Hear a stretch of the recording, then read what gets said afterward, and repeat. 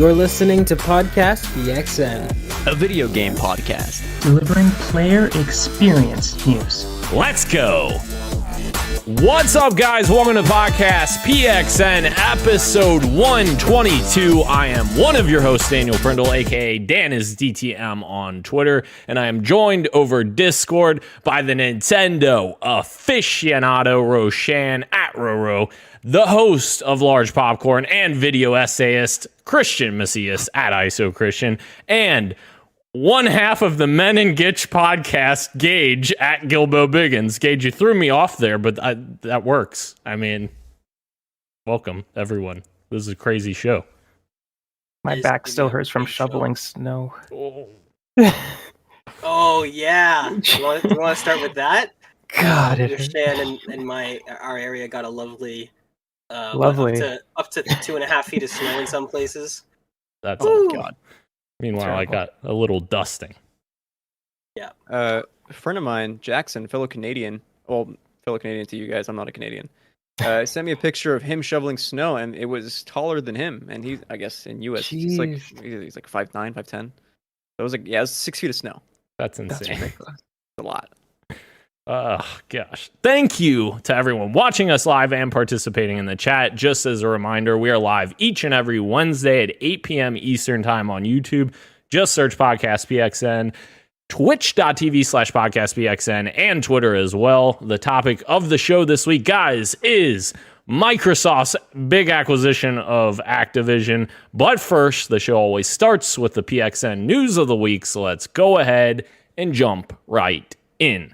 Guys, we'll start with the quick bites, and here we go. God of War 2018 has launched to great acclaim on PC. Very, very exciting news for God of War. And obviously, both Sony Santa Monica and the studio that helped them get this out, I can't remember their name. It's escaping me right now, but they did a fantastic job with the port. It seems to be going over well. And yeah, very cool news. That was like one of my favorite games of last generation, so I'm very excited that PC players finally get to experience this. And the rumor is that there are like many more PlayStation games coming to PC later this year, like a lot of them. So I'm very, very excited to see what's coming next. Ghost better be next. Yes, agreed.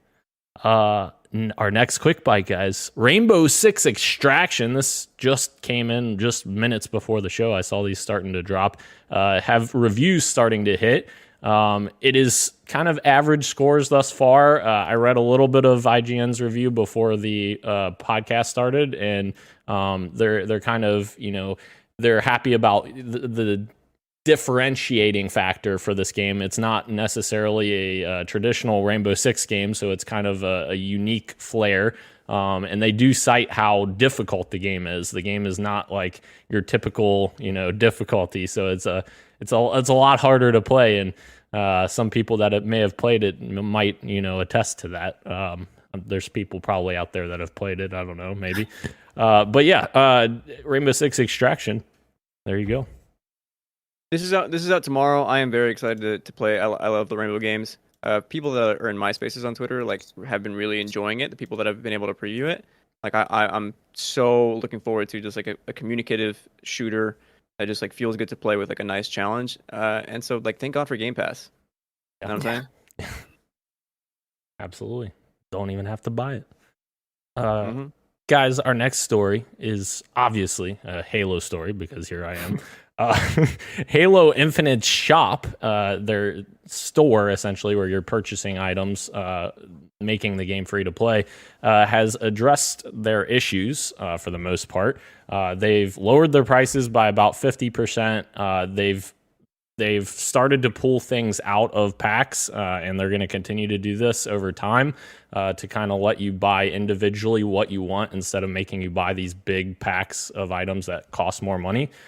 So some good changes there. There's also a new game mode called Attrition, which is a very interesting mode. You can revive your teammates. Right now, it's way too quick. Like the matches are like 5 minutes because you only get 6 lives 6 additional lives per team. So like once you spend those 6 lives, then it's the 4v4 left. So once each Spartan dies at that point, they can be revived. So you run up and revive your teammate, and you can pick them right back up. And it's very interesting, like cat and mouse game. It's very, very difficult to play without like friends because it requires a lot of communication.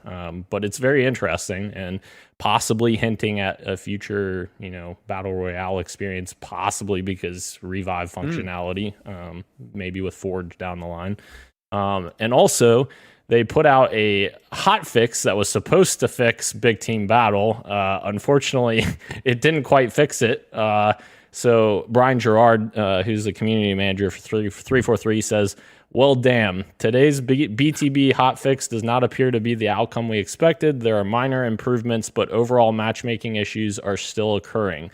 Thanks to the folks who have been working hard, and we're sorry that this didn't quite get the job done. Work continues." So it does suck that this didn't completely fix the Big Team Battle issue. Obviously, it's been going on for over a month now, which it sucks, the timing of it with, the holidays and everything. But I am appreciative that they're working on it, but like they've definitely got to get this, fixed in a relatively short order. So, yeah. Okay. I'm introducing a new micro segment where I asked Dan a question about Halo. I am now calling it Inside Master Chief. I like it. So Dan. Yes. Dan, you mentioned in that the picking up of teammates, like reviving them, could be hinting at a possible battle royale. How soon do you see a 343 introducing a battle royale into Infinite? Do you see that like by the end of this year? No. I don't think like officially, no. But like Forge, I definitely think that people are going to make stuff that will, remind you of Battle Royale, because obviously with this revive functionality built into the game, when Forge launches, I'm sure people will have the ability to do that. I guess the only issue would be player count, because you're limited to 12v12 right now with Big Team Battle. I don't know if possibly that gets increased with Forge, but officially, I don't think so. Not this year. Okay. Thank you. This has been Inside Master Chief. That kind of sounds a little weird, Inside Master Chief. That's why I said definitely intentional. Oh, God. Our next quick bite, Game Pass has officially hit 25 million subscribers. And also I put a little note that Hitman Trilogy is headed to Game Pass, which is awesome. All 3 Hitman games, and actually just by circumstance of all 3 games being included, you're actually getting all 3 games in Hitman 3's engine, which is phenomenal. It's the best way to play for sure. So yeah, that's really cool. I think Game Pass being 25 million is a pretty big deal. They were at 18 million just 1 year ago, so increased by 7 million in a year. That's pretty phenomenal growth for Xbox there. So 25. Okay, I have something to add here as well. Sorry, Yeah. 25 million is a lot, and it's continuing to grow. More so now with the topic of the show that we'll talk about, I'm sure. But for those of you that don't maybe have Xbox Game Pass, and this was introduced last October, but my friend just saw it recently out in the wild, like for the first time. Xbox and Trolley had partnered up. Trolley gummy worms, of course. If you are out in the store and you see some Trolley gummy worms, the sour ones, inside there's a little thing that gets you a month of Game Pass. So if you're looking to eat some gummy worms and try it out, there you go. You like gummy Those commercials worms? freak me out. Sorry, bro. You like gummy worms and Xbox? There you go. Heck yeah. All right. Our next quick bite, guys. Dying Light 2 is apparently guaranteed to have 5 years of post-launch support. Pretty insane. Obviously, this comes on the back of them, initially saying 500 hours of gameplay in Dying Light 2, which they kind of, backed off a little bit because they were like, no, well, let's break it down why, the different things and everything. But 5 years of post-launch support is pretty fantastic, like, in this day and age. Like, if this happens, it's pretty, like, great for the studio to do this. I will say, like, they did really good after game support for the original Dying Light. Like, Dying Light, what is it called? The Following, I think.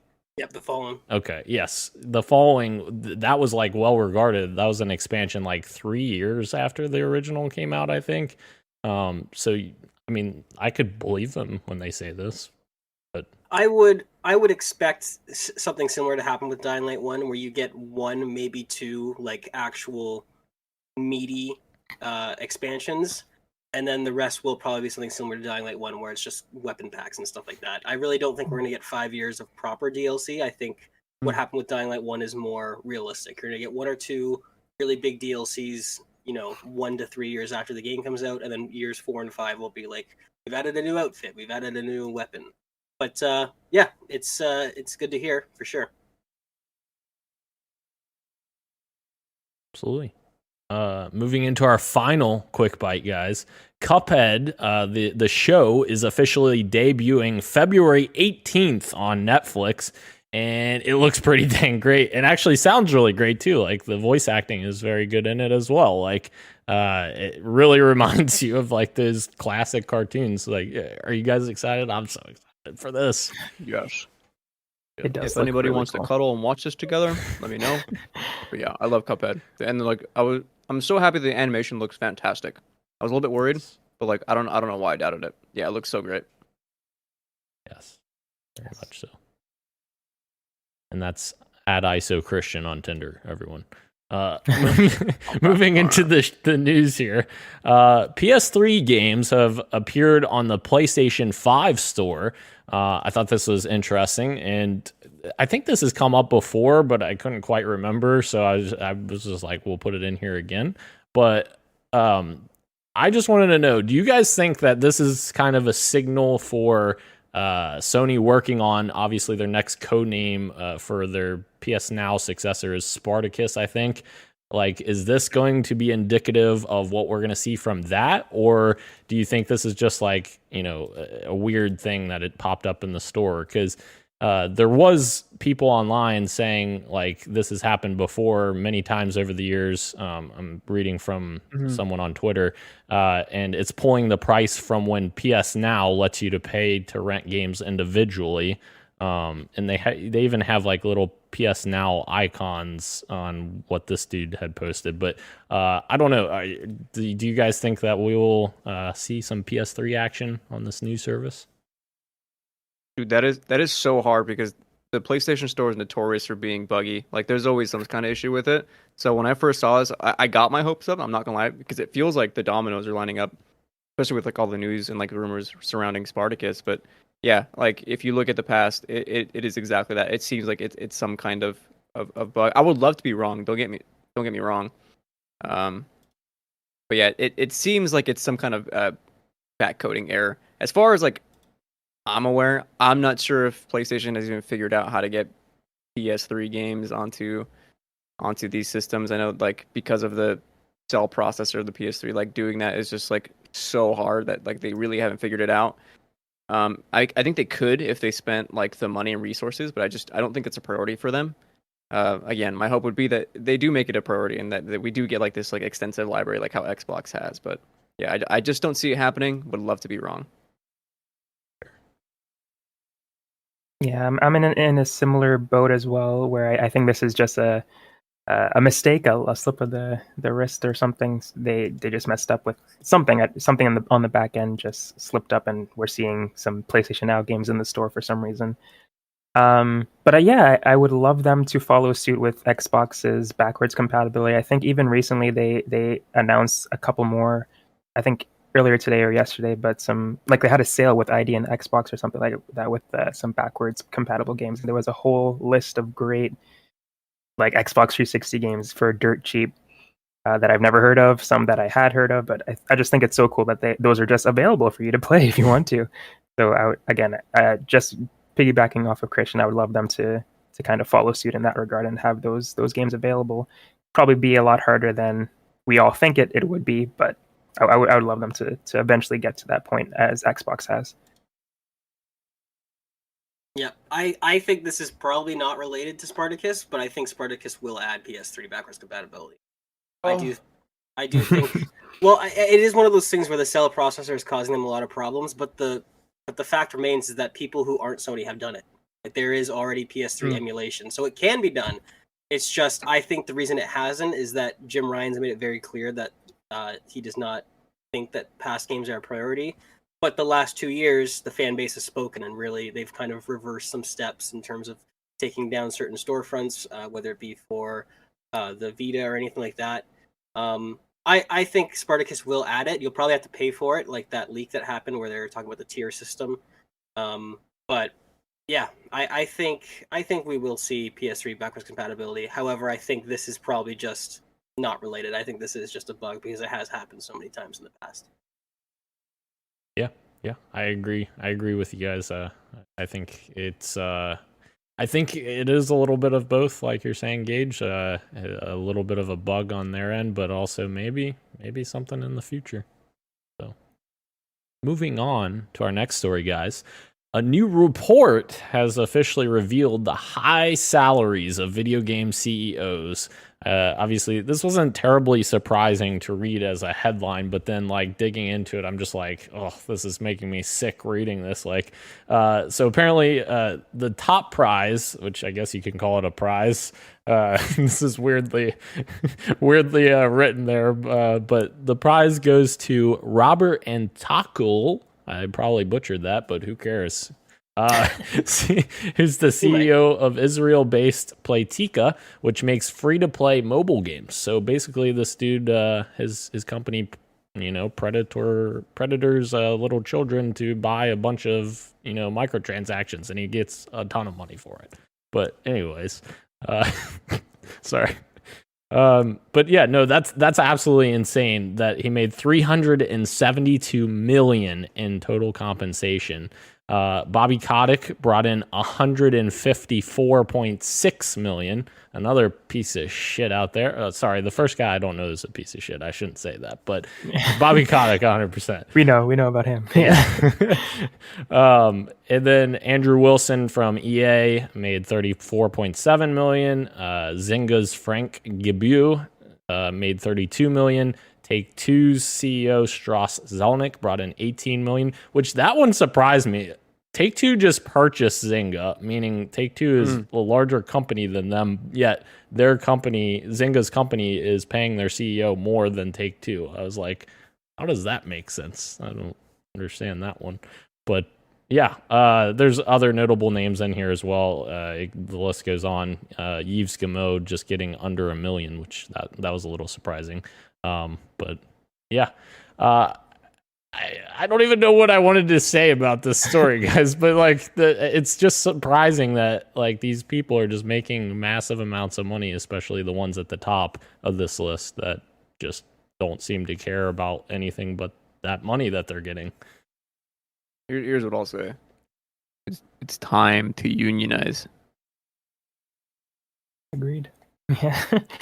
And even if not unionization, you'd think that one of these companies would have the idea where it's like, if say I'm the CEO, for example, I'm surprised that none of these massive companies have thought, what if I cap my wages and give the excess to all of my developers and have the highest paid game developers in the industry and everybody wants to come work here? Yeah. What would happen to our games? What would happen to the quality?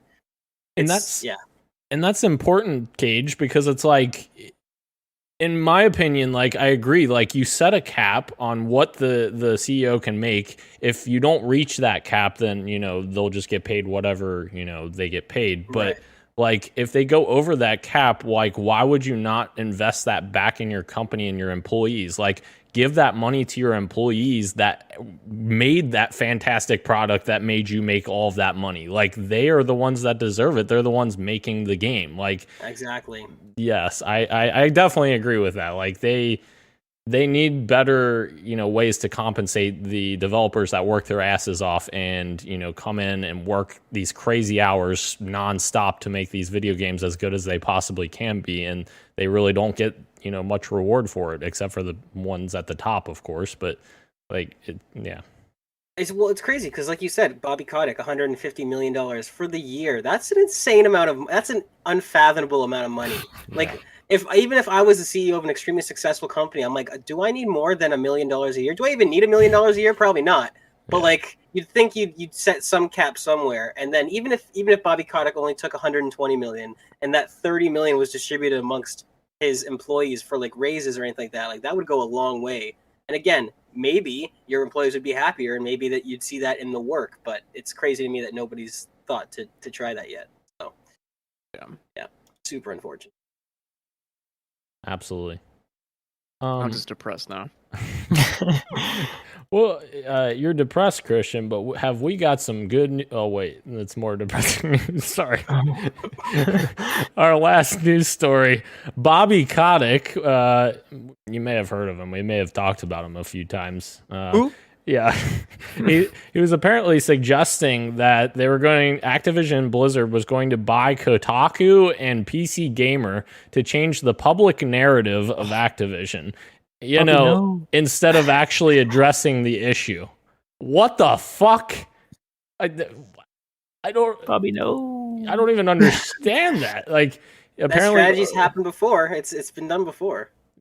That's true. I mean, This is like when Jeff Bezos bought the Wall Street Journal and This was is like, exactly what I was yeah. so I wonder why these articles are coming back. And then you see the collages on Twitter of people like after he's purchased Wall Street, all of a suddenly pro wealth, these articles that Here's why the tax wealth is actually not a good thing. Like, Yeah. Okay. Sure. Here's why you making no money is actually good for the country. yes, I just can't even comprehend this story. Like, you have people clamoring for you to be fired, and your best idea is to come to the company and say, let's buy a bunch of journalists so that we can make me look a little better. Except the problem is, Bobby, Kotaku is one of the worst fucking outlets right now in terms of, like, they produce so much garbage. In my opinion, this is just my opinion right now, but that's not even a good fucking publication. Like, I don't know. Yeah. Quality of their writing aside, which I actually agree with you, Dan.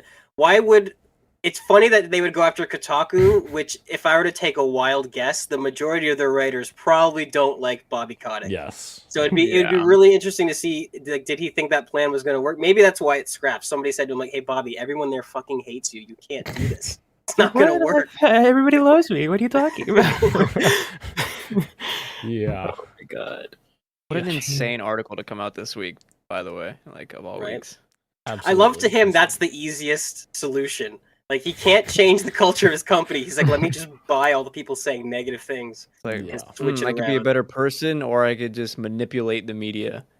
Obviously, I gotta manipulate the media. Yeah, that's what $150 million will do to you. I guess that's oh my what god. happens. So, and then on top of this, as we'll talk about here in the topic of the show in a little bit, in terms of the acquisition, but apparently, as a result of Activision Blizzard's stock dropping nearly 15% after the sexual harassment and workplace abuse had been coming out about Activision and Bobby Kotick, Bloomberg were reporting that it had prompted Phil Spencer to approach Bobby Kotick with an offer to acquire the company. But Bobby Kotick actually didn't want initially to do the deal with Phil and went out to other suitors like Facebook and Meta, I guess you could call them, for a deal, which I don't see how Facebook would have been a good acquisition at all, because that would have probably fixed none of the issues at Activision, and we would have probably gotten a bunch of Quest exclusives from Activision. Like, it would have literally just made things worse, I think, than better. There's a difference between good for them and good for us. It would have been absolutely good for them, because Facebook is just as bad as Activision, where they would be like, yeah, keep pumping out your products, keep doing this, keep doing that. But it absolutely would have been bad for us, for sure. Yeah. So, guys, that's the news. But before we get into the games we were playing, or what you got for me, I forgot. We will give a little update on the Fantasy Critic draft that we did. This guy. And I was looking at the list here.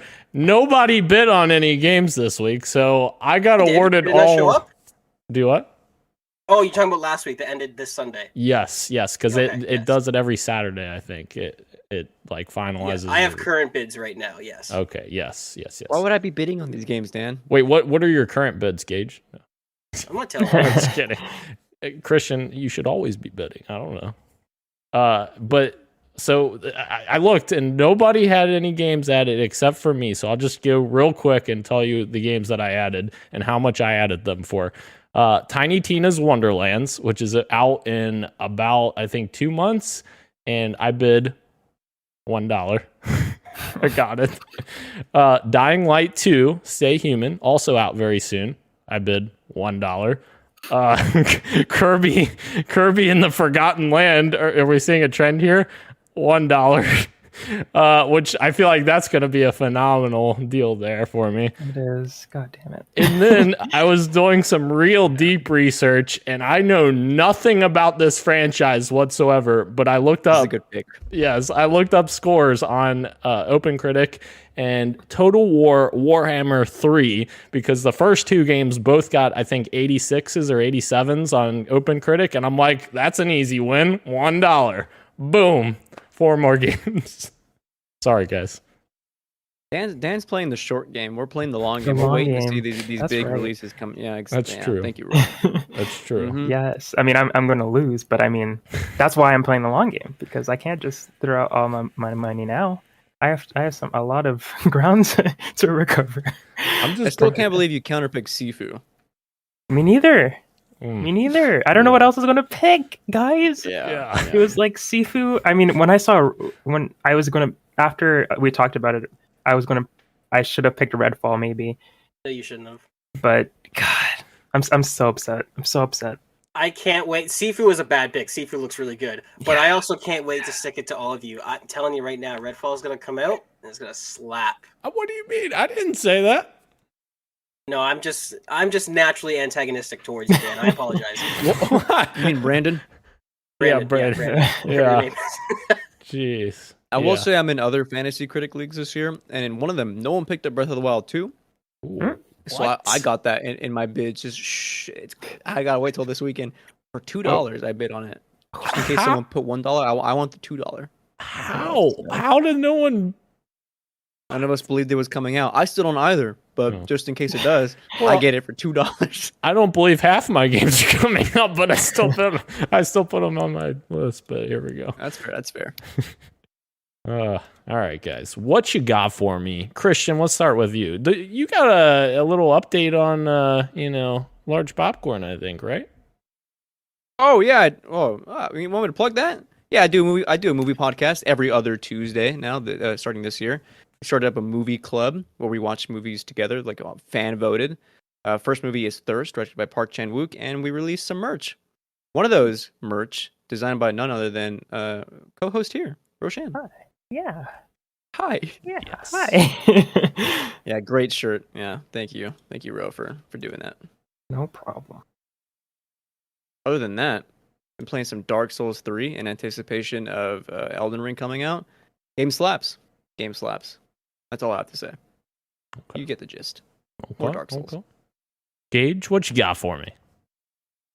I've been playing a little bit of Tony Hawk Pro Skater 1 and 2 Remastered.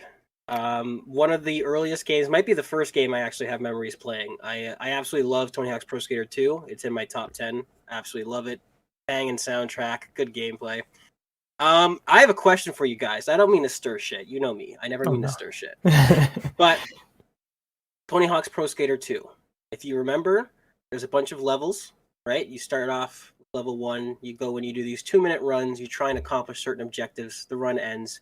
So you restart and you keep trying. The question I have for you, gentlemen, is Tony Hawk's Pro Skater the first roguelike? I'd argue no, because the game mechanic or the mechanics are the same, but the level isn't changing. Fair. Never mind. I like where your head's at though. I've been playing Back for Blood, which is an actual roguelike, and that's good. And just trying to level up and get some good cards. It's still a good time. And last but not least, I have been playing God of War on PC, and it's fantastic. Oh my good lord. Ultra settings, 90 frames per second. That's what I wanted. That's all I've ever wanted. 90 frames, that rocks. Ooh, yeah, it's good. It's buttery smooth. It's and again, it's another fantastic port. Everyone's praising God of War, but honestly, there hasn't been a miss so far. I haven't played Horizon, so I can't speak to that. But the Days Gone port was fantastic. The God of War port is fantastic. So they just keep getting W's. And I think I have something to mention with these ports that's related to our topic of the show. So I'll save that for later. But yeah, playing some Tony Hawk, playing some God of War, having a good time. Interesting. Ro, what you got for me? I unfortunately have not played much this past week. I played a couple of matches of Smash Bros in here, which I did. I played a couple of matches as Sora, undefeated, mind you, destroying these fools out here as Sora. So that's what I've been playing, and I wrote that I'm super excited for Pokemon Legends next week, which is going to be after the show, but super excited anyways. So yeah, that's pretty much all I've had the chance to play, which is some Smash Bros in between classes. Heck yeah. And I have been playing a video game, guys. A video game that I thought that I was going to play a long time ago on the PlayStation 4. And now I started it on the PlayStation 5. I know. Yep, you know where I'm going with this now. I think I do, yeah. Okay. The Last of Us Part 2. Yep. And wow. Here I started. Oh, now I understand your tweet now, I think. Yeah. So you got to the scene. I did. And I have thoughts on this, but I'm going to do it in the most non-spoiler way possible because I don't want to provide any spoilers for people, even though the game's been out a while. But I made it 2 hours into the game, got to the proverbial scene that we are talking about, and honestly, I will get 100% honestly, I went in with no expectations, and I was like, I'm going to either just enjoy the heck out of this or I'm going to hate it. And that's the impression that I gave myself way back, when I found out things. I got to that scene and I couldn't help but want to shoot myself in the face after playing that scene or watching that scene play out. I hated how they handled that entire scene. I hated that they did it so early in the game, and it was even more impacted by that because I don't have any attachment to the character that is doing the thing that I hate at the point in which it's done. And I just feel like it was done in such a disrespectful way to what I love about the franchise. Like, it literally makes me hate everything that they did to the game. Like, the first game was so magical and perfect, and I loved it so much. And I just feel like they betrayed all of that, in my opinion, in that specific scene, and obviously throughout the rest of the game. So, like, I don't know if I'm going to go back because I literally got to that scene, finished the cutscene, and I was like, I'm done. I'm shutting this off. I can't go any further. But yes, I tried. Yes. I have a legit take here. Okay. Here's my legit take. Dan, your opinion's first of all valid, totally understandable. I understand where your head's at. That scene in particular, I think. I think most importantly is purposeful. I think they want you to feel that way. So like my actual answer to you is that you're supposed to be feeling this right now, and you're supposed to go through the rest of the game and see how you end up on the other side. They want you to have like this emotional ride, and this is how they want it to start. So you hate it now, but trust me, by the end of it, you'll have similar but different feelings. That's my honest take. If you feel like you want to bounce now, I mean, I wouldn't. That's fine. That's fair. But yeah, see, if you feel like it's disrespectful now, to see it through and see what they're trying to say. Yes. Yeah. Okay. Yeah. I agree. Now I just want to say something out there because I've heard that, and again, totally like Christian said, your opinions are valid, and I don't think people who didn't enjoy the game necessarily have ulterior motives. I saw that going around a lot, like dismissing criticism. I don't think that's fair because I don't think the game is perfect. But what I will say, from that point that I hear, is that it happened too early in the game. Did it happen too early in the story, though? Because video games inherently take way longer than any other art media to make. So it did happen really early in this game, but if you look at what this is, which is part 2, right? It's supposed to be a continuation of the first game. Did it happen too early in the story of what's happening? My answer is no. I think that it's like if you take everything that's happened in the timeline between those two games, again, knowing that games take 5 to 6 years to make and you can't really get them out back to back, I think people had 5 years to sort of think about The Last of Us and become attached to characters and stuff like that and have their own headcanon and all these things. And while I don't agree with certain choices in the game, I do echo what Christian was said. I would say push through, because while it might not be the story you wanted, it's still a really well-written story. And again, the performances and technologically, the game is superior to anything that's even come out since. So I would say keep playing. That's my suggestion. But I hear what you're saying. But I try to look at it like that. Like, is it too early in the game? Maybe. Is it too early in the overall story? I don't think so. So my other issue is I'm not crazy about that character that does the thing. Like at this point in the game, I'm not. You're not supposed to be. I don't think You're not supposed to. Okay. Yeah. All right. Not now. I guess yes, I totally hear what you guys are saying, but like my problem is like if they had taken me on a journey, and I'm sure they will take me on this journey after this point in the game. I'm assuming they will anyways. But like if they had taken me on a journey with this character that did this thing before this happened, I would understand because I'd be like, okay, I'm seeing the story of what's happening. You're going to understand, but they're doing it in a different direction. Yeah. They're just doing it in the opposite direction. Yeah. So I agree with you, yeah, Dan. I actually think the game would have been better if they did what you're saying. Yeah. However, you'll still get to that point. It's just they did it in the opposite.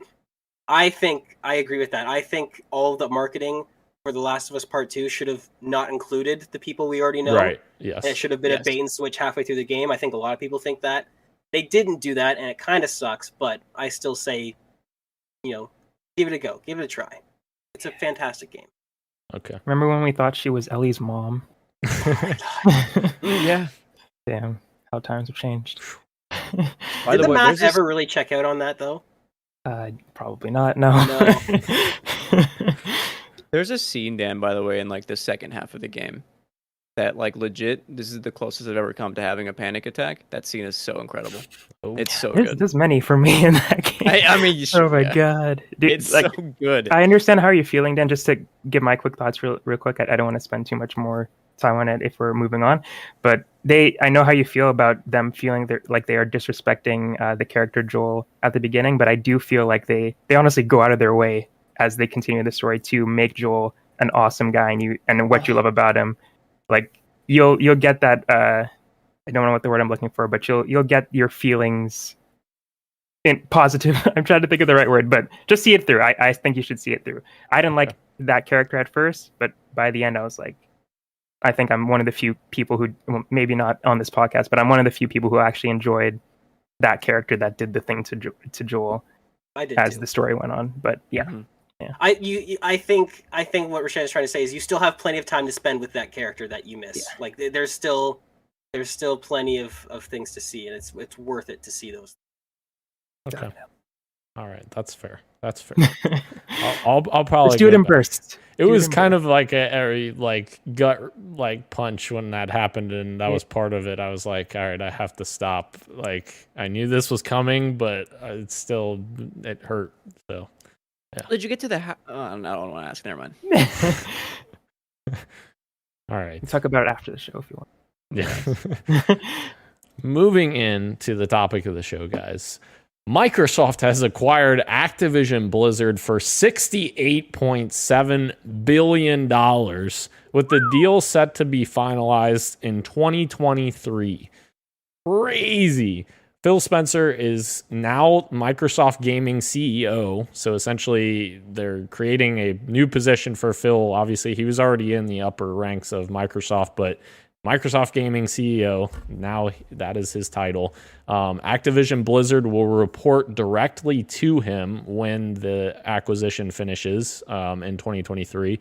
And Bobby Kotick is apparently going to remain the CEO until the deal is finalized, at which point he will part ways as part of the agreement, which that was a report followed up by the Wall Street Journal, which we'll talk about that here in a second.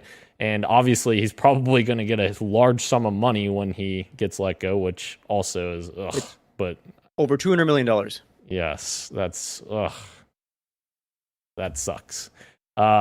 Similar to the Bethesda deal, though, they can't talk much about the actual acquisition until it's finalized. So, like, I know a lot of people out there were like asking all these questions and like, Phil, what's going on? And it's like, this is the same situation as when they were acquiring Bethesda and people were asking all sorts of questions around exclusivity and what games are coming to Game Pass and all these other questions. And Phil's like, I can't really talk about it. We're in the middle of an acquisition. It's not final.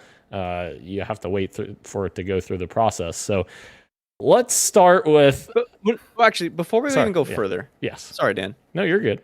I just want us to think about the number, $68.7 billion. Yes. Let's go back to the Bethesda acquisition. How much did that cost, right? That was $7.5 billion. Yeah.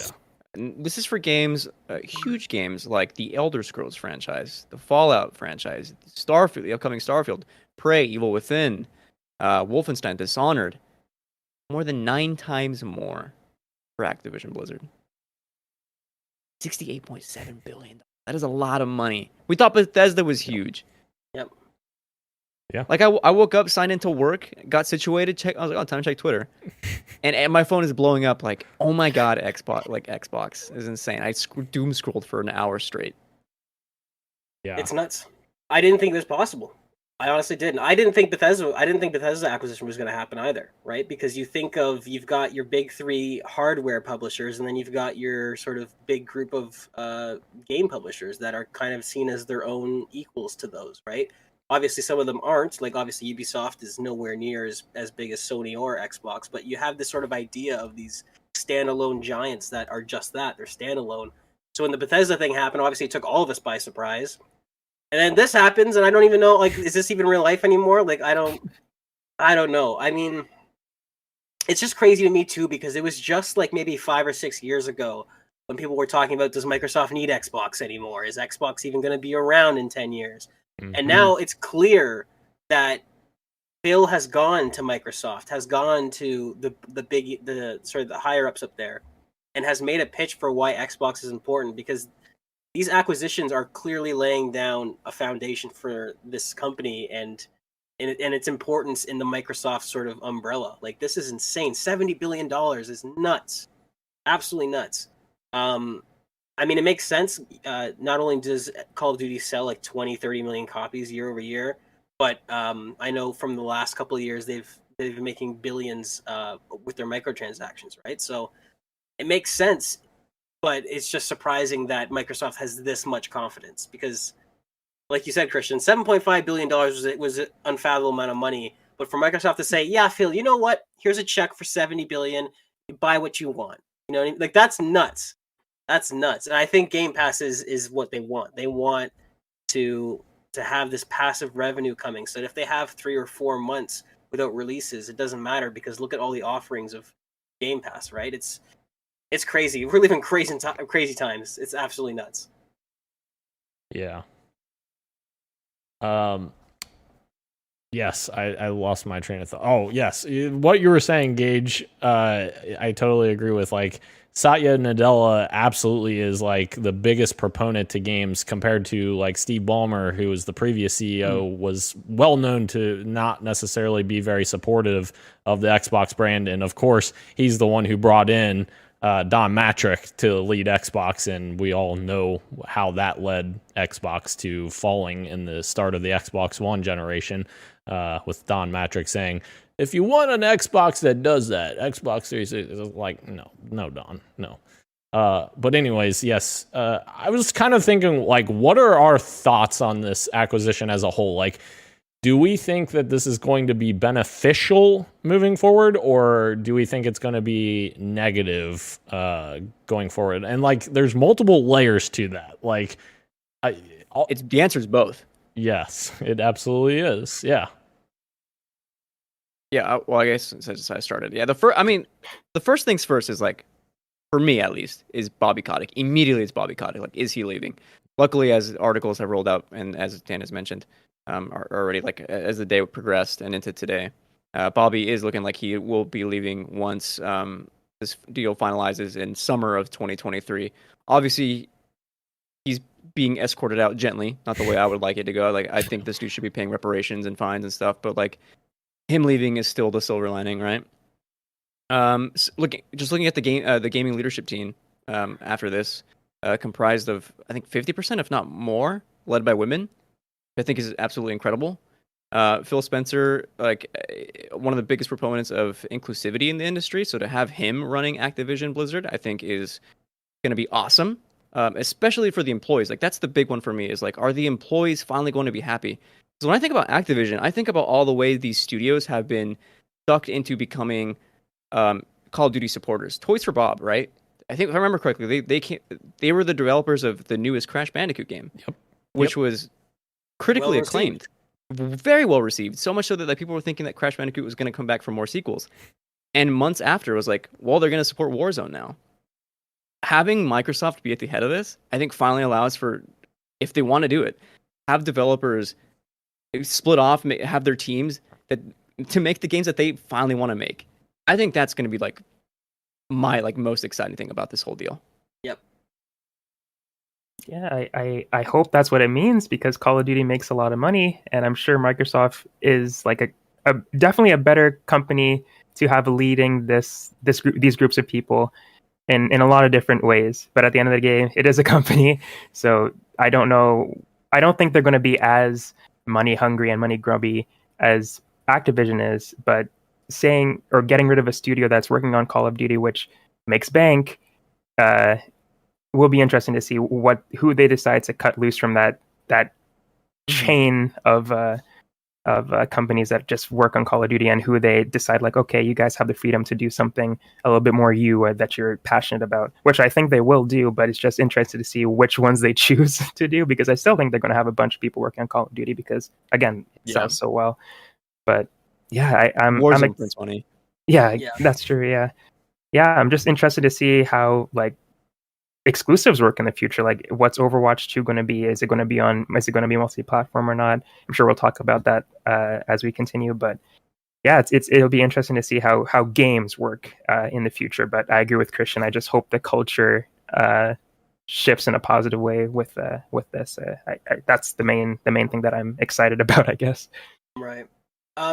Yeah, I mean, you definitely don't spend $70 billion and not continue with Call of Duty, because that is the big ticket item. I do think though, the reason that they've had all these studios on Call of Duty is because Bobby Kotick has made it clear that they want a new box product year after year after year.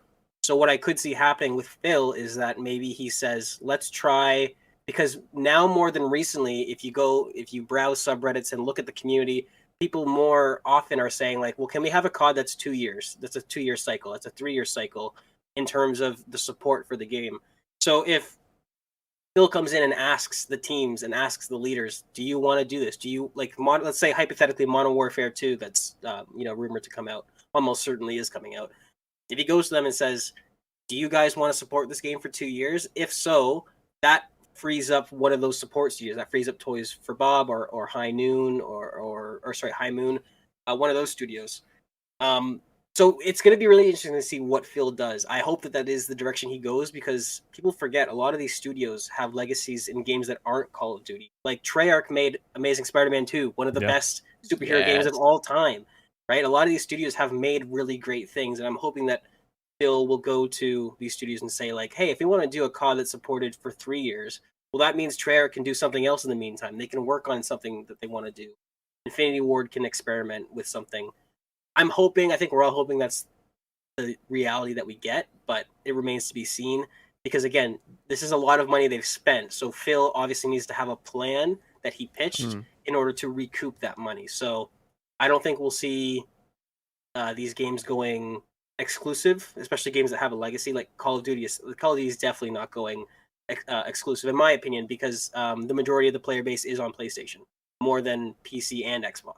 So I think that'd be a bit silly to just try and get rid of all. I actually was thinking about this. Is like there's no reason why Warzone is going to go away. Like I think the answer is that Warzone continues to be like this product that's going to be iterated upon year after year, like despite whether or not Call of Duties go like bi-yearly or however they decide to do that future. So like I think Warzone is probably the one that is safe on like other hardware, on specifically PlayStation 5. Right. If that's the case, then you can get that fixed there. But if you want like the big Call of Duty, like the new campaign, the new like AAA shooter, having that be behind like an exclusivity, like either on Xbox or on PC, like that's a big get. That's and huge, I can see that totally happening as well. Jesus. It is. It's a very aggressive move, and I don't know if Phil would do it. I guess it's gonna depend on what's more important. Is it the business or is it the optics that Xbox for the past 6 years has been desperately trying to reshape, right? Because they are going all in on this console of inclusivity and allowing players. They've been promoting crossplay, all this stuff. I honestly think that while they want to get more people on Xbox, the simple fact that Call of Duty will be on Game Pass is already going to get lots of people to flock. That's already an amazing That's get. true. Right? So the exclusivity is like them doing a full measure, whereas I think they're going to start with the half measure. I think they're going to see how many more hardware units they're going to sell. Just simply, hey, if you have Game Pass, you're going to get Call of Duty. You don't have to worry about buying it. You're going to get it. And maybe with Ultimate, they throw in, if you have Game Pass Ultimate, you also get the first Battle Pass for free as well. So I can see them doing that. I don't know if they'll go straight to, if anything, maybe campaign is sort of is exclusive, but the multiplayer is still huge. And especially when it comes to Warzone, I think a lot of I haven't played Warzone in years, but if I remember correctly, a lot of the stuff in Warzone you have to get by playing multiplayer. So if they did that, like it'd be a very heavy-handed move. And I don't know if that's what they're going to do, but it is entirely possible. It's a huge get for Game Pass, though. So let me backtrack real quick, just to say, like, I think it is like you guys were saying before, like the creativity is absolutely going to increase with the teams, and Game Pass is going to allow those teams to make smaller projects. Like you see it with Grounded, with Obsidian, and you see it with Ninja Theory's what's it called, Bleeding Edge. So like Phil's going to empower those teams to make things that they want to make in addition to, Call of Duty or whatever else that they're making. So I think that's great news. I think one thing to caution about this is something that me and Gage were talking about yesterday when we were playing is the fact that right now this is a great move and great for the industry, I think, in general, because Phil Spencer is the man at the top.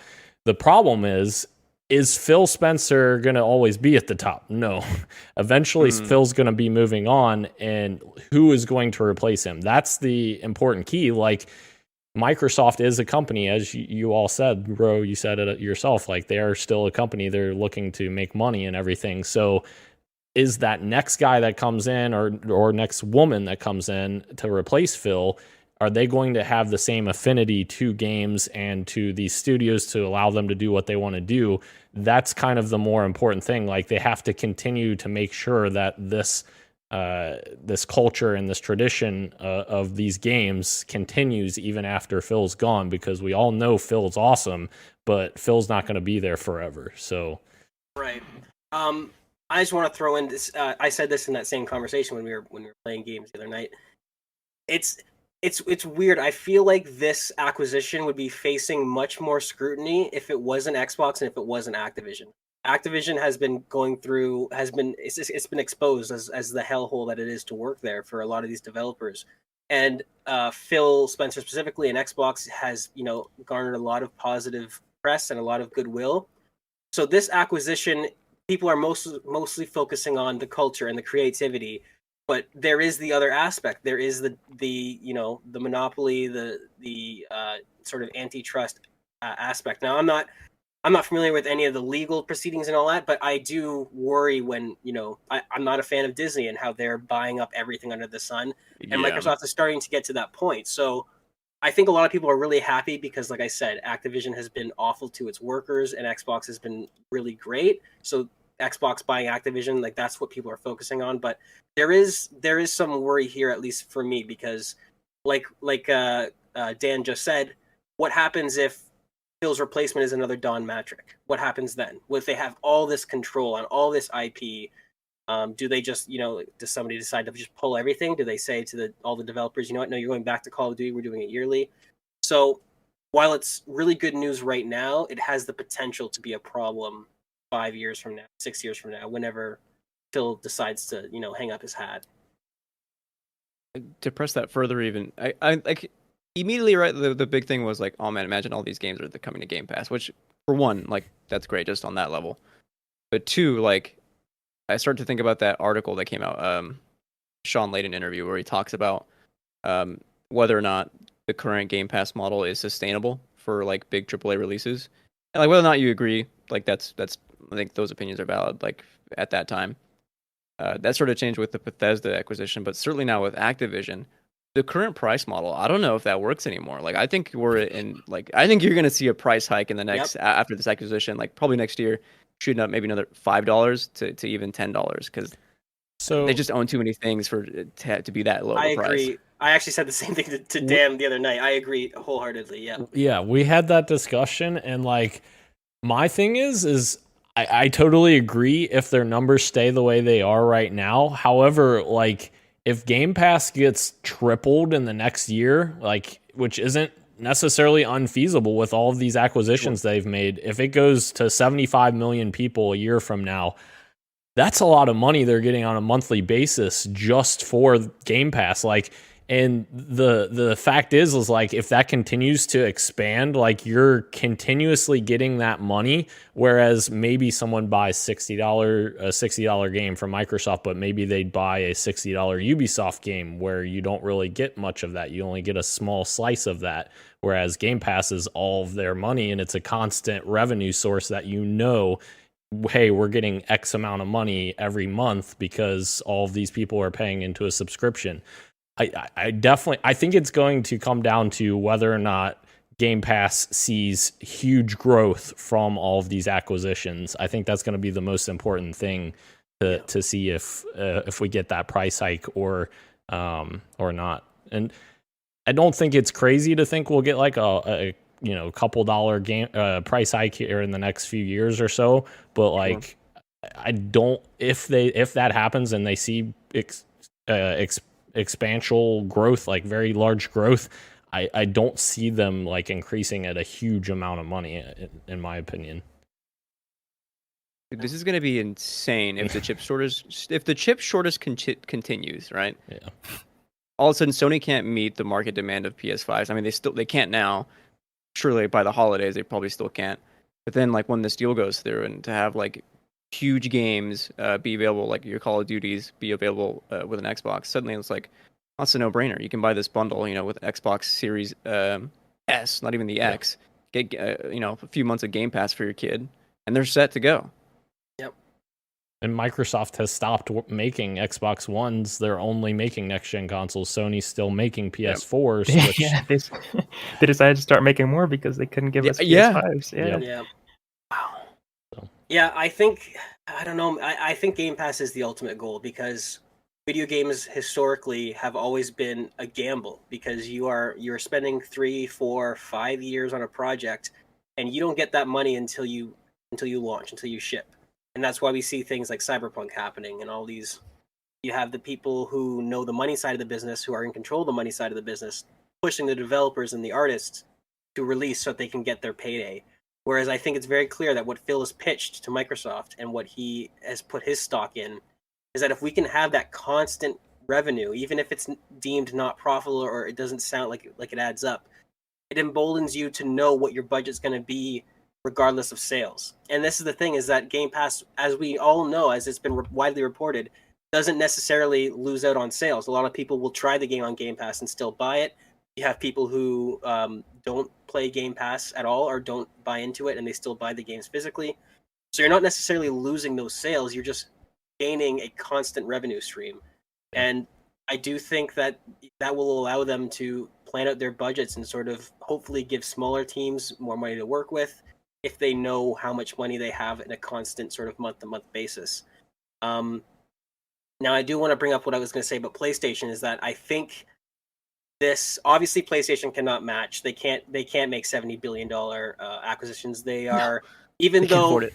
even though they are considered Microsoft's equal in the gaming space, they are a very small company in comparison. Very, very small company compared to Microsoft. I mean, most companies are because it's Microsoft. But I think what we're going to see here is that Microsoft or Sony might make a small acquisition, but I think this is going to lead to them doing the only thing they can do, which is sort of continue onto the PC space. How do you match when your competitor is now getting so much more influx of cash? I think we're going to see that PC day one getting closer and closer because now they're realizing, shit, we can't really match what they're doing. So how do we get more money with things that we have now? And I think that is releasing your games to a wider audience. I think that this, if anything, is just going to sort of push PlayStation to go for that day one release on Steam. Maybe they partner with Steam. Maybe they get some sort of, publisher deal where, they've got their own spotlight on the Steam page or something, or maybe they go to Epic Games, who knows? But I think this is going to make Sony really start to look at how they can get their games into the hands of more players to sort of counteract this, because they obviously can't go out and buy EA. They can't go out and buy these companies, and we don't want them to, right? I mean, we don't want this sort of future where, each company owns half the games and you have to pick and choose. Like, nobody wants that. So, yeah, I think so. I think we're going to see Sony push for PC day ones as soon as the end of this year. Honestly, I truly think. Just to piggyback off that real quick as well. I hate that I say that. Piggyback. It's coming back from grad school. Anyway, that's an aside. Yeah, the big question was how does Sony respond? And honestly, well, one, they still kind of have to, right? And Gage, I think, illustrated it really well with, like, you respond by doubling down on what you already have and what you've already been doing, which is just releasing the games you already own on PC. That's a great answer. The second is just, like, they don't really need to buy anything either. Like, they still have, like, their AAA studios that they're, like, making, like, tons of games right now. They're doubling down on VR hardware. And I think that's the culture right there now seems to be more like a culture of cultivation, whereas, like, the partnerships that they've had for a while with separate teams, they've been slowly, like, onboarding them to grow their studio, like, slowly but surely. I don't think buying the answer would be the right thing that would then be, like, some big response for Sony, because I don't think that's what they're really concerned with. So I guess that's my take. I agree, and I'll just say this one last thing because I know I've been talking way too much, but and Dan might not agree with me, and I got a lot of Xbox friends that don't agree with me, and obviously I'm an Xbox guy, I'm a PC guy, love Halo, but what we're seeing is still Microsoft trying to match the talent that Sony already has. And I think that's why you're right, Christian, is that they're not concerned with that, because in my personal opinion, pound for pound, Sony still has way more talented studios than Xbox does. I have yet to play an Xbox game that is like God of War 2018, that's like The Last of Us Part 2, that's, like Spider-Man PS4. Like, they have amazing studios. And you're right, they're just going to double down. And I think, again, that's why I think the only move they can do is they don't need more talent. They need their talent to be accessible by a wider audience. And that's why I think that's what their move is going to be. It's going to be this new Spartacus. They're going to have some sort of answer to see if that monthly revenue model works for them at their volume. And I think you're going to see, hey, you know what? They're buying up all these talented studios. We already have the talented studios. So why don't we release the things that they're making to a wider audience and see if that means way more sales, and PC gamers, they're gonna also they're gonna miss a lot of the trade-ins and the GameStop stuff because a lot of PC games obviously are digital. So yeah, that's what I think. I think Xbox is trying to match the talent that Sony has, and they've tried to grow studios and it hasn't really worked. So their answer is to go out and acquire talented studios, and I don't think Sony's really worried because they still feel, and in my personal opinion, is factual, that they still have majority of the talent in the gaming space.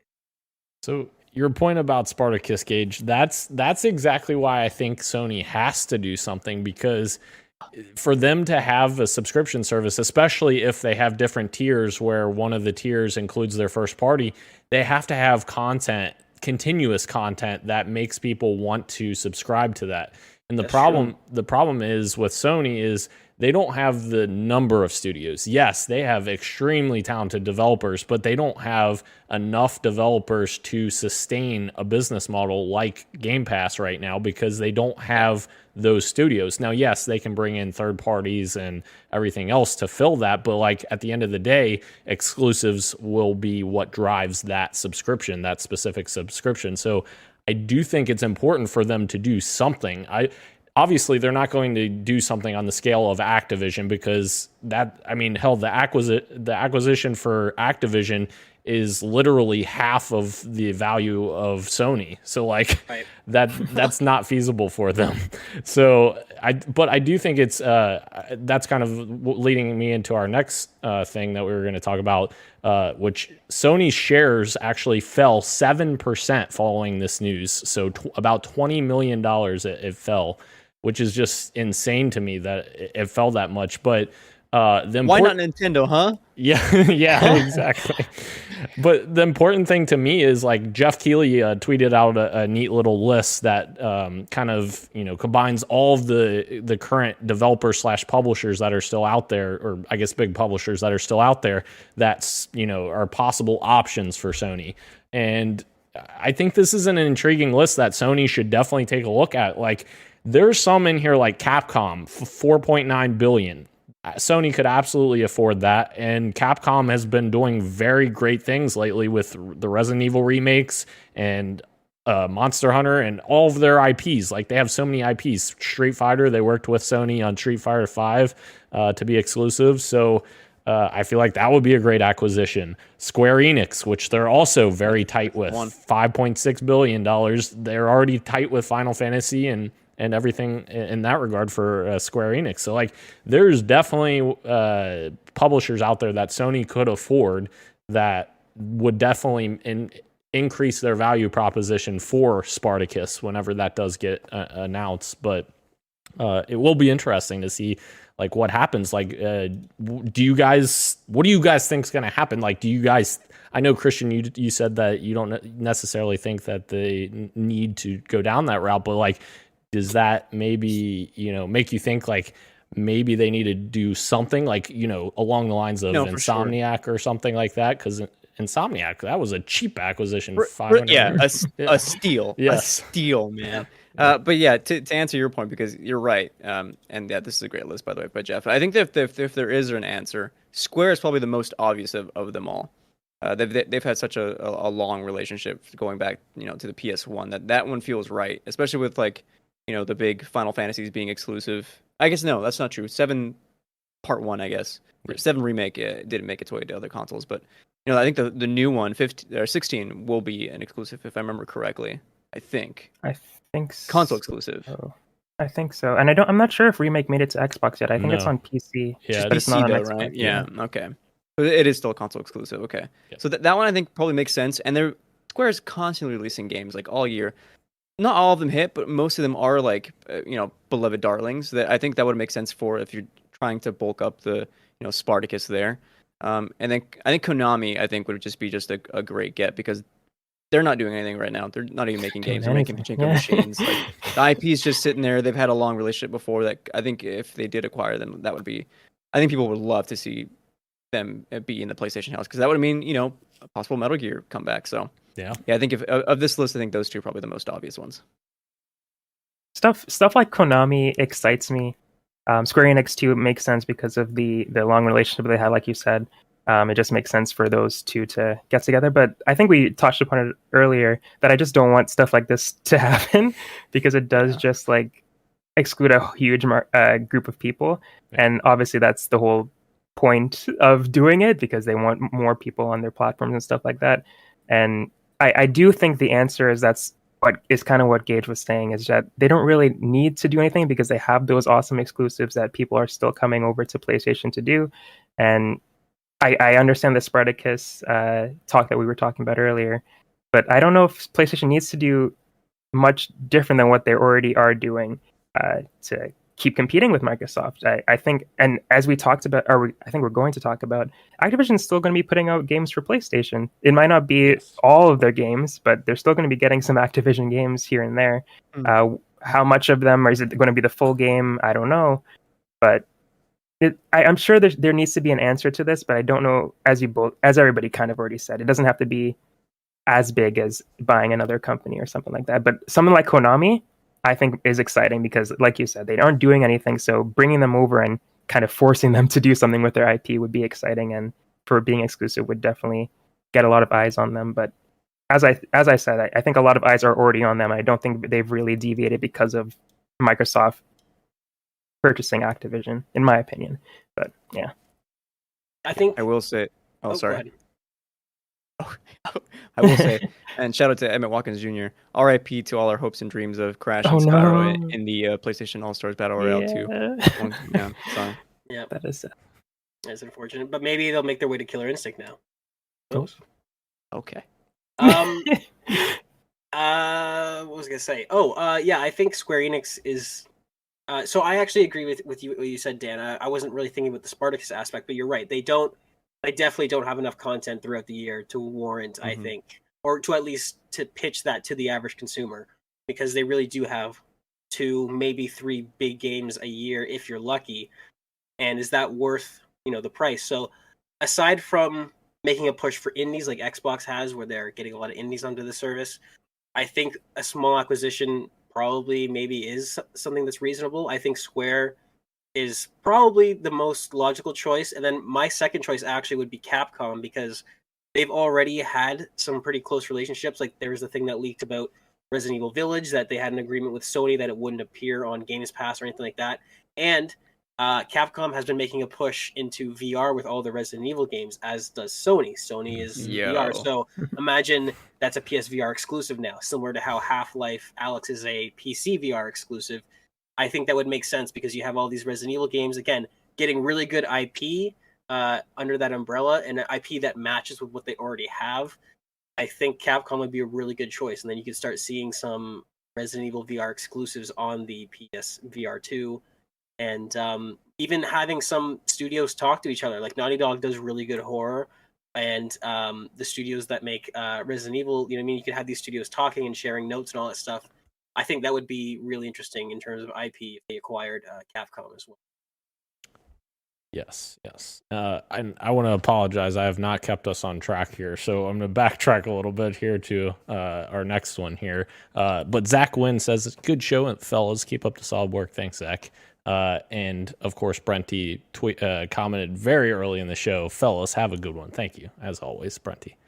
But, guys, I wanted to ask you, and this is kind of a twofold question, what do we think the most important? We touched on a little bit of some of this, but I want to go full-fledged here. What are the most important IPs you think from this acquisition? Like, what, in your eyes, what's the most important to their acquisition of Activision? And also, Microsoft obviously is planning on keeping some Activision games as multi-platform games coming on PlayStation and everywhere else. What do we think those games are going to be? Like, I'm curious to hear what you guys think, but also, like, my mind, and I know you guys talked about Warzone and separating Warzone and making Warzone, the multi-platform experience, and Call of Duty, the single-player campaign and all of that coming to just Xbox. I don't think that will happen because, like, Call of Duty, the box product still sells so exceptionally well on every platform. Like, I don't see that game going exclusive anytime soon. Like, maybe somewhere down the line it does, but, like, as of right now, I do not see anything Call of Duty being exclusive, or at least nothing mainline Call of Duty. Maybe they make a, like, side project or something that's an exclusive experience, but I don't see those games going exclusive just because they make so much money. Like you all said, like Ro, you said that a little bit ago. Like, it just makes so much money. It doesn't make sense to me personally. But I'm curious as to what else would be still multi-platform. Like, I'm just thinking all of the Blizzard content. Like, I don't know if any of that Blizzard content is going to make its way to PlayStation. Yes, Overwatch has a history on PlayStation, so maybe Overwatch 2 would still come to PlayStation, and honestly, it may be out before this acquisition even finishes, so that would make sense. But like things like Diablo 4, that's still unknown if that game's even coming out anytime soon. I don't know if that will make its way to PlayStation. There's so many Blizzard properties that are just kind of up in the air. So like, Ro, do you have any ideas like what you think the most important IPs are, or like what you think will go multi-platform?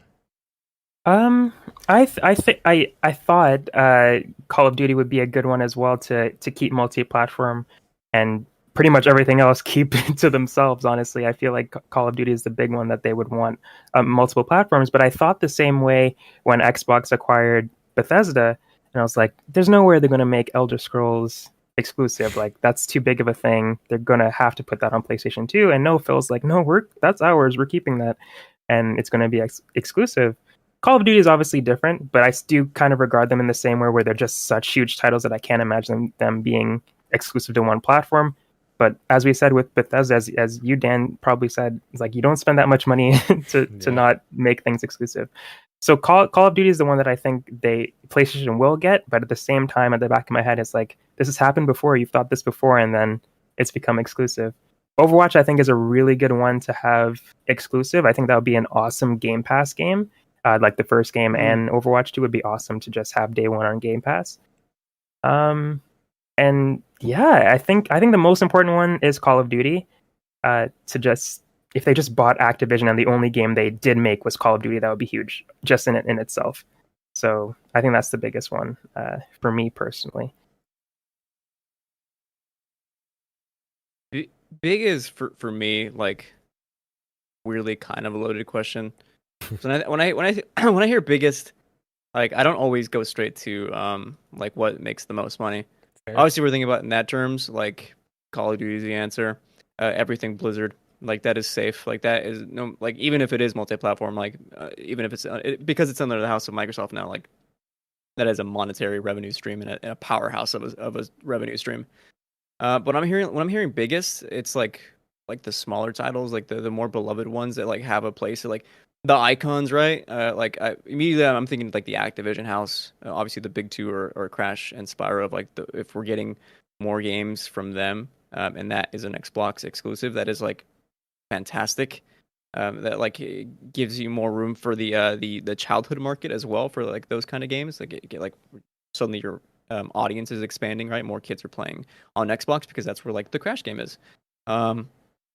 If you release Sekiro 2, because that is an Activision game, suddenly you have like From Software players who are wanting to get on that, and like you gotta have an Xbox to play it, or PC who does do that. And then of course like your more beloved franchises like your Tony Hawks and your Guitar Heroes, like those IPs are sitting there now. Xbox can do like anything they want to do now. Or I guess Microsoft can do. You understand what I'm saying? Yeah. Yeah, I mean, biggest again, echoing what Christian said. I mean, if you're talking monetary and sort of brand recognition, then it's Call of Duty definitely. I think Call of Duty will stay multi-platform, and here's the difference between Bethesda and making Bethesda titles exclusive and all these Activision titles exclusive is that again it clashes with their whole brand and their whole sort of optics that they've been going for. If you suddenly make all these multiplayer games exclusive, Bethesda is one thing because it's Fallout, it's Skyrim, it's Starfield. These are single player experiences. You're not locking off communities of friends that have people that have made friends on other platforms and all this stuff. It's easier to take those games and make them exclusive, I think. Yeah. So what I want to happen and what might not happen, but what I would like to happen is I'd like to see anything that has a following that is remotely competitive, remotely crossplay, stays multi-platform. I'd love for Overwatch to stay multi-platform. Obviously, things like World of Warcraft and StarCraft have to because they don't have a presence on console. Modern Warfare and Warzone, I hope will both stay multi-platform. And then it's the games that that aren't multiplayer, they're single player. Those are the ones to snatch up and put on your system. That like the Spyros, the Crash Bandicoots. Sekiro was a great pick. I totally forgot about that one. And that would totally steal a bunch of From Software fans, people that love Bloodborne, people that love all the Demon Souls games and all that. I think that's the right move in my opinion, because if they want to keep that sort of reputation that they've and the goodwill that they've earned with players and all this stuff, taking away Call of Duty from over half of its player base is just it's not going to go over well. It's not going to go over well at all. And I think there's no reason to, especially if you want that revenue, if you want that sales count. Because like we said, they're making a lot of money with Game Pass, but Game Pass doesn't immediately kill all their box sales. So if they still want their 30 million units sold from Call of Duty, you're going to have to keep it open to other systems. And yeah, I think it would be a smart move to make your single player games, your Spyros and your Crash Bandicoots exclusive. And maybe if you ask those studios what they want to work on, maybe we get, a third-person linear Call of Duty game that's a story game, and it's like a Call of Duty experience, and it's made by Beanox, and that's exclusive to Xbox, whereas the mainline competitive Call of Duty that year still comes to everything. I think there's definitely a middle ground that I hope they find that I think is fair, but I'm hoping they don't just take everything and make it. Yeah, fair. What a fun conversation, Right? Like, I'm not gonna lie to you. The weight of this acquisition didn't hit me until today at the gym at like 1:30 when I'm like when I was squatting. I was like, no, I was legit. I was like, damn, Xbox really got hands. Like they did this, and like it hit me. And so can we get? Can I just go ahead and will this into existence? I posted a little bit of this on Twitter, but then now I'm going to expand it. Can we get a Banjo X Spyro X Crash Bandicoot game, please? A mascot platformer. I mean, Whose gameplay format do you use for the game? all of them. Exactly. What about Spyro in Banjo's backpack? Oh, that's actually. But I love Kazooie. I can't kill No, Kazooie. Kazooie's gone now. The opening cutscene is them murdering Kazooie, and Jesus. you Yeah. put Spyro in the backpack. Yeah. Oh no! Here's what you do. You bring back DJ Hero. I'm kidding. Christian, DJ Hero was actually awesome. I played this. It was not. I played What? it. Not awesome. This sucks, dude. What? I played DJ Hero 2. I didn't play the first one, but I loved that game. You're I just didn't even sitting there pretending that you're Steve Aoki. Yeah, I didn't know anything about turntables or anything, but I fucking love that game. Oh, can't believe you said that, man. Sorry. All right, the last thing, guys. This is kind of an important question. The question is this going to be approved by the U.S. government? Because as we've been alluding to, there's a lot of monopoly laws and antitrust laws and everything that come into play when this kind of thing happens. Obviously, this is no small acquisition. And I linked a story here. It's from a dude from Gamma Law, which is a media and tech-based law firm. David Hopp, who's there, says this.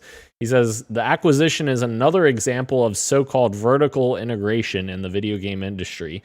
A console manufacturer acquiring a developer. Of course, this is such a large deal in the gaming industry, but U.S. courts have historically been unwilling to apply restrictive antitrust principles to vertical transactions. So he definitely likens it to the Bethesda acquisition, obviously on a larger scale, but he's essentially saying he doesn't think that this will be, an issue for Microsoft because it's not like they're acquiring PlayStation. They're acquiring, a studio underneath a publisher. Yeah. Which obviously that would be an issue if Microsoft acquired Sony, which they could do, but yeah. But yeah, I guess that makes me answer my question as I guess it will be approved. I don't. If history is to be repeated, then yeah, I think they're probably safe that it'd be okay. This will go through. Legally, it's not going to run into any pushback. But again, do we want a future where Xbox runs PlayStation out of business? I don't think any of us want that, right? No. I'm definitely, like I said at the top of this topic, I'm still worried about the precedent that this sets, and I don't want this weird future where half the games only come to PlayStation and half the games only come to Xbox. And PC players are the only ones who get both.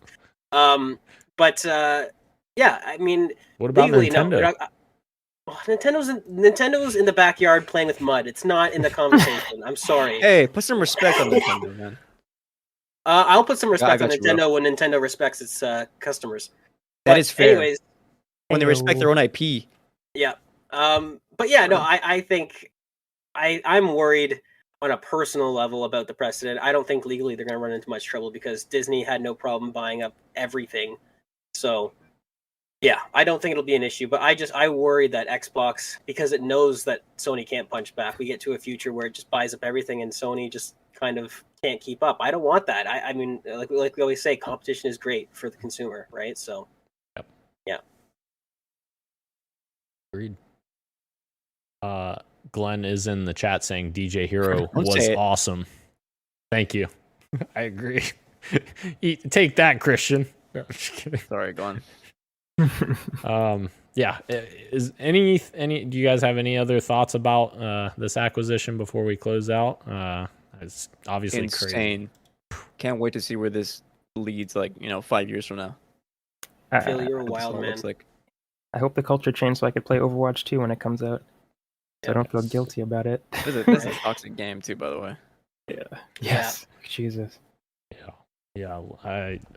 I definitely, that is one of the positives. I think Microsoft will definitely have a huge impact on the actual, employee workplace. Obviously, it's going to take time because it's not until 2023 that they're taking over, but hopefully it'll get better. That's the only bad thing about this whole thing is that Bobby Kotick's still going to be there for another year plus. Ugh. Maybe the closing window does start June 2022 to July 2023. A lot of people are using that longest date, but Xbox, they might want to try and speed this up as quickly as possible. So we could potentially be rid of Bobby Kotick, in 8 months' time, which I think a lot of us would be very excited for. and just to touch on what Christian said earlier at the top of the topic is, it's the corporate business world. It sucks that Bobby Kotick's not being dragged out by his heels, but you do kind of see how, he was there, he made the company a lot of money, so his